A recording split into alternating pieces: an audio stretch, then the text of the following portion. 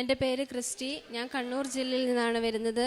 ആദ്യം തന്നെ അമ്മ മാതാവിനും ഈശോയോടും സാക്ഷ്യം പറയാൻ വൈകിയതിൽ ക്ഷമ ചോദിക്കുന്നു. 2022 ജൂണിലാണ് ഞാനിവിടെ വന്ന് ഉടമ്പടി എടുക്കുന്നത്. എൻ്റെ ഫ്രണ്ട് പറഞ്ഞിട്ടാണ് ഞാനിവിടെ വരുന്നത്. OIT പഠിക്കുന്ന സമയത്തായിരുന്നു ഞാൻ ഇവിടെ വന്നത്.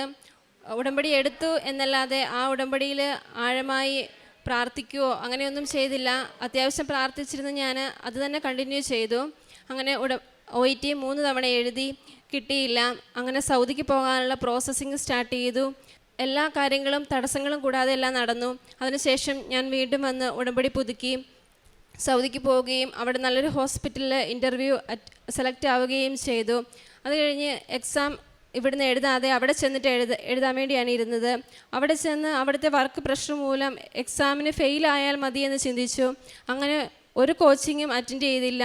കുറച്ച് ക്വസ്റ്റ്യൻസ് മാത്രമാണ് ഞാൻ നോക്കിയിരുന്നത്. എക്സാം എടുക്കാറായപ്പോൾ എനിക്കൊരു പേടി, അമ്മ മാതാവേ തോറ്റുപോയാൽ എല്ലാവരുടെയും കളിയാക്കൽ കേൾക്കേണ്ടി വരുമല്ലോ എന്ന്. എന്നിരുന്നാലും ഞാൻ തോറ്റുപോയാലും ഒരുപാട് മാർക്കിന് തോറ്റുപോവല്ലേ എന്ന് പ്രാർത്ഥിച്ചു. അങ്ങനെ എക്സാമിന് പോയി. എക്സാമിൻ്റെ ഓരോ ക്വസ്റ്റ്യൻ ഞാൻ അറ്റൻഡ് ചെയ്യുമ്പോഴും കാശുരൂപം മുറുകെ പിടിച്ചാണ് ഞാൻ, അമ്മ മാതാവ് ഇത് ശരിയാണോ എന്ന് എനിക്കറിയില്ല, ഞാൻ ടിക്ക് ചെയ്യുകയാണ് എന്ന് പറഞ്ഞ് ഓരോ ക്വസ്റ്റ്യനും ചെയ്തു. 3 മണിക്കൂറിന് എക്സാം ഞാൻ 1.5 മണിക്കൂർ കൊണ്ട് എഴുതി പുറത്തിറങ്ങി. എന്താ എഴുതിയെന്നൊന്നും എനിക്കറിയത്തില്ല. എക്സാം കഴിഞ്ഞ് ഞാൻ നിരന്തരം പ്രാർത്ഥിച്ചുകൊണ്ടിരുന്നു. തോറ്റുപോയാലും എനിക്ക് കുറച്ച് മാർക്കിനെ പോകാൻ പാടുള്ളൂ എന്നാണ് ഞാൻ പറഞ്ഞിരുന്നത്. പക്ഷെ അതിൽ കൂടുതൽ എനിക്ക് ജയിക്കേണ്ടേക്കാളും കൂടുതൽ മാർക്ക് തന്ന് അമ്മ മാതാവും ഈശോയും എന്നെ ജയിപ്പിച്ചു. അമ്മ മാതാവിനും ഈശോയ്ക്കും ഒത്തിരി നന്ദി. അതുപോലെ തന്നെ രണ്ടാമത്തെ ഒരു സാക്ഷിയാണ്. ഞങ്ങൾക്കൊരു 2 സ്ഥലം ഉണ്ടായിരുന്നു. അതിലൊരു സ്ഥലം വിൽക്കണം എന്ന് ഒരുപാട് ആഗ്രഹം ഉണ്ടായിരുന്നു. അത് ഒത്തിരി നോക്കിയിട്ട് നടക്കുന്നുണ്ടായില്ല. അങ്ങനെ കാശ് രൂപം ഞാൻ ആ സ്ഥലത്ത് പോയി കുഴിച്ചിട്ട് പ്രാർത്ഥിച്ചു. അങ്ങനെ ആ സ്ഥലം വിൽക്കുവാനായിട്ട് സാധിച്ചു. അതിനും അമ്മ മാതാവിനും ഈശോയ്ക്കും നന്ദി പറയുന്നു. 2025 സെപ്റ്റംബറിൽ ഞാൻ വീണ്ടും വന്ന് ഉടമ്പടി പുതുക്കി. അപ്പോൾ സൗദിക്ക് ഞാൻ വീണ്ടും പോകുവാനുള്ള പ്രോസസ്സിങ് സ്റ്റാർട്ട് ചെയ്തു. ആ സമയത്ത് മെഡിക്കൽ എടുക്കുമ്പോൾ എനിക്ക് ഒത്തിരി തടസ്സങ്ങളുണ്ടായിരുന്നു. മെഡിക്കലിന് പോകുന്നതിന് മുന്നേ ഒരു ഇൻഫെക്ഷൻ വന്നു.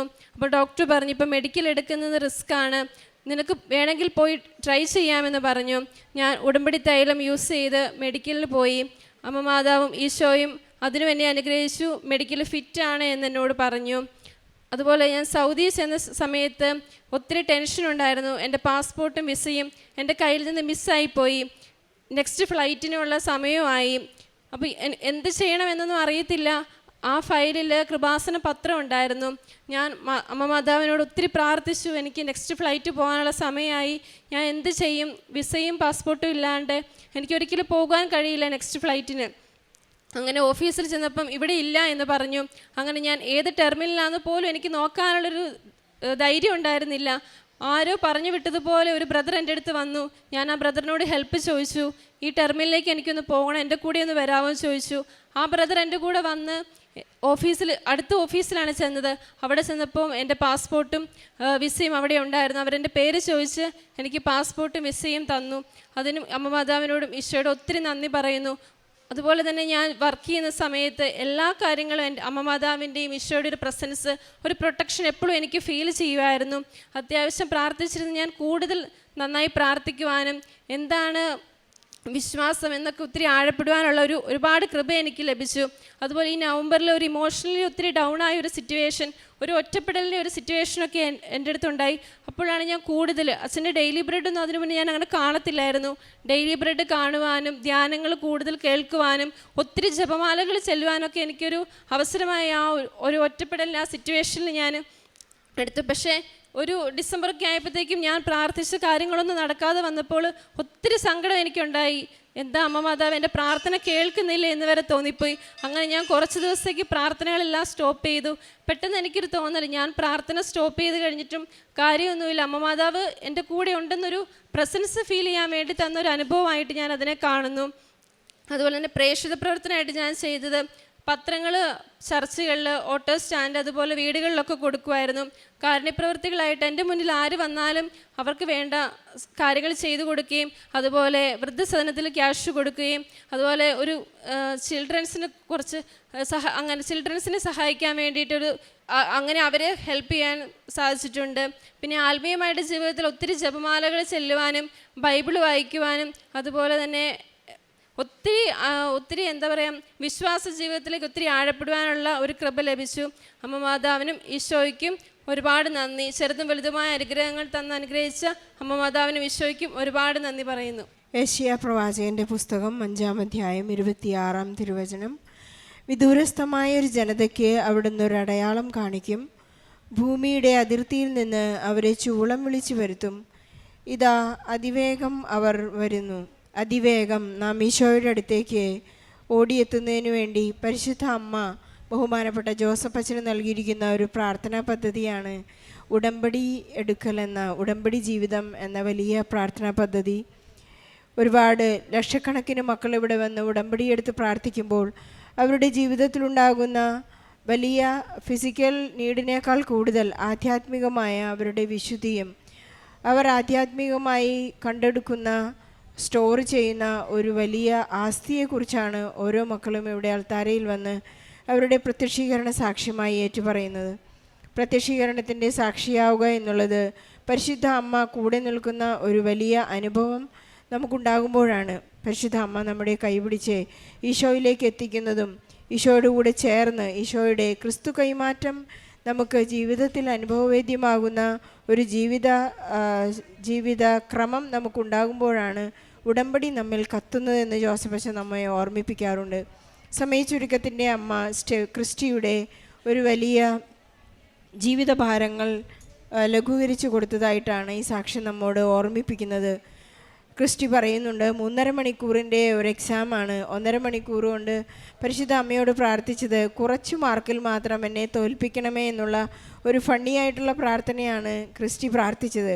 പക്ഷേ പരിശുദ്ധ അമ്മ ആരും തോറ്റു കാണാൻ ആഗ്രഹമില്ലാത്തതുകൊണ്ട് ക്രിസ്റ്റിക്ക് ഒരു നല്ല ഉയർന്ന മാർക്ക് നൽകിക്കൊണ്ട് തന്നെ ക്രിസ്റ്റിയെ പരീക്ഷയിൽ വിജയിച്ചു എന്നാണ് ഈ ഉടമ്പടി പ്രാർത്ഥനയുടെ നിയോഗത്തിൻ്റെ പ്രത്യേകത. അതുപോലെ തന്നെ വിദേശത്തേക്ക് പോകാനുള്ള മെഡിക്കൽ ടെസ്റ്റിന് മുൻപുള്ള എല്ലാ ഫിറ്റ്നസ്സും പരിശുദ്ധ അമ്മയുടെ മധ്യസ്ഥതയിൽ ഈശോ സൗഖ്യപ്പെടുത്തി കൊടുത്തുവെന്നും സാക്ഷ്യപ്പെടുത്തുന്നു.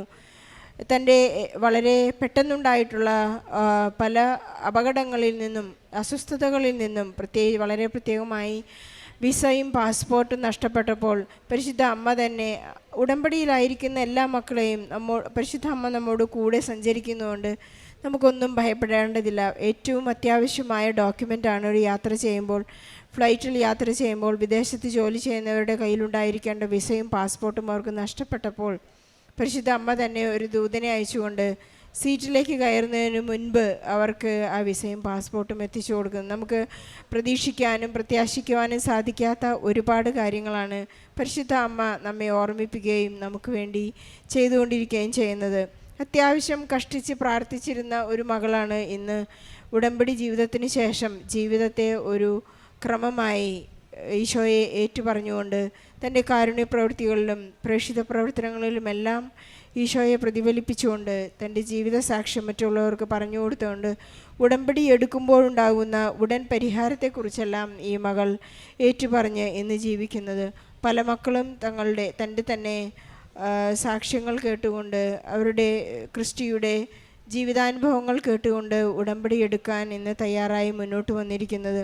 പലർക്കുമുള്ള ജീവിതാനുഭവങ്ങൾ, അവരുടെ ജീവിതത്തിലുണ്ടായിട്ടുള്ള ഒരുപാട് വ്യത്യാസങ്ങൾ, ആത്മീയമായ പുരോഗതി, നമ്മുടെ ആസ്തി എത്രമാത്രം വലുതാണോ അതിനേക്കാൾ കൂടുതൽ ഇൻട്രസ്റ്റോടു കൂടിയാണ് ഈശോ നമ്മുടെ ആസ്തിയെ വർദ്ധിപ്പിക്കുന്നതും നമുക്ക് വേണ്ടിയുള്ള എല്ലാ കാര്യങ്ങളും ഈശോ നൽകി തരുന്നതും. പരിശുദ്ധ അമ്മ നമുക്ക് വേണ്ടി മാധ്യസ്ഥം വഹിക്കുന്നത് കാനായിലെ കല്യാണ വിരുന്നിൽ അമ്മ അന്ന് ചെയ്ത 2026 വർഷം മുൻപ് ചെയ്ത ആ അത്ഭുതം തന്നെയാണ് ഇന്നും അമ്മ നമുക്ക് വേണ്ടി ചെയ്യുന്നത്. നമ്മുടെ ജീവിതത്തിലെ വീഞ്ഞു തീർന്നു പോകുമ്പോൾ പരിശുദ്ധ അമ്മ ഈശോയോട് പറയുന്ന ഒന്നു മാത്രമാണ്, അവരുടെ ജീവിതത്തിൽ ഇന്ന് വലിയ കഷ്ടപ്പാടുകളാണ്, അവരുടെ ജീവിതത്തിൽ ഇന്ന് വീഞ്ഞു തീർന്നു പോയിരിക്കുന്നു, അവരുടെ ജീവിതത്തിലെ ഒട്ടും തന്നെ അത് കളർഫുള്ളല്ല.